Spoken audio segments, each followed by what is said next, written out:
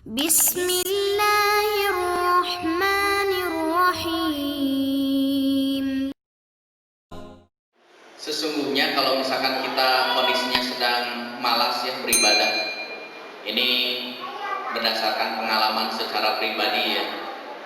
Jadi kan dalam konsep akidah Ahlus Sunnah wal Jamaah ya, yang namanya keimanan ini kan yazid wa yanqus, ya kan? Jadi keimanan itu naik turun. Ini kalau sedang taklim seperti ini biasanya iman kita naik. Tapi selesai taklim tidak bertahan lama, misalkan kadang menjadi turun. Ya. Dan konsepnya yazid bi taatillah. Keimanan kita naik itu karena ketaatan kita kepada Allah. Tadi ya. Beribadah, bersyukur. Keimanan kita naik. Tapi kadang juga keimanan kita itu turun. Bi maksiatillah. Karena banyak dosa maksiat yang kita lakukan sehingga turun. Dan itu dampaknya kepada jiwa kita yang disebut nafsul insan, itu outputnya itu akan kelihatan. Maksudnya bagaimana?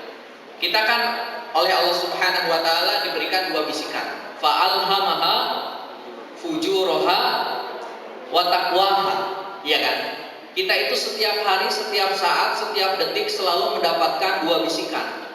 Bisikan ketakwaan dan bisikan keburukan, kejahatan.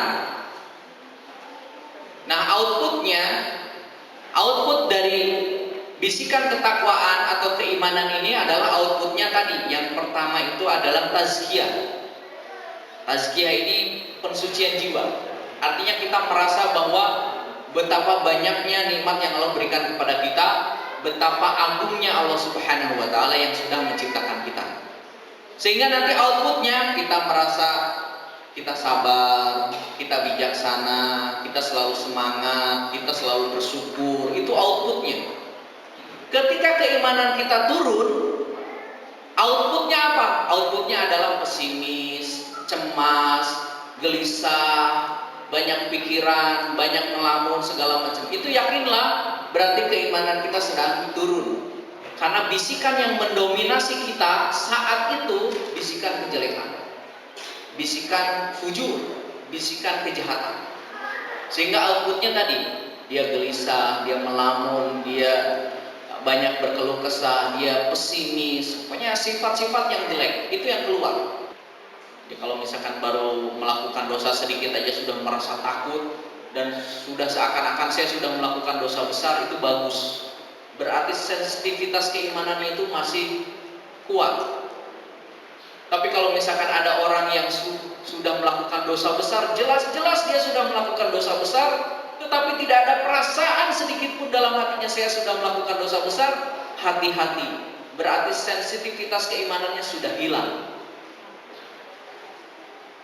Karena orang yang beriman itu yang sensitivitas keimanannya tinggi itu, dia ketika melakukan dosa kecil aja seakan-akan dia sudah melakukan dosa besar, sehingga dia langsung bertaubat.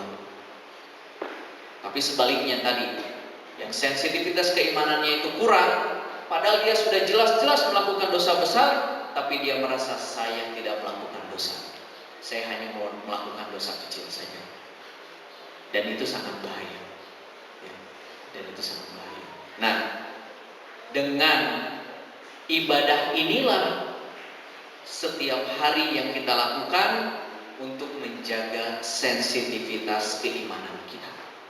Jadi sensor kita itu semakin bagus, semakin deteksinya itu semakin validasi deteksinya itu semakin kuat ketika amal ibadah kita terus ditingkatkan.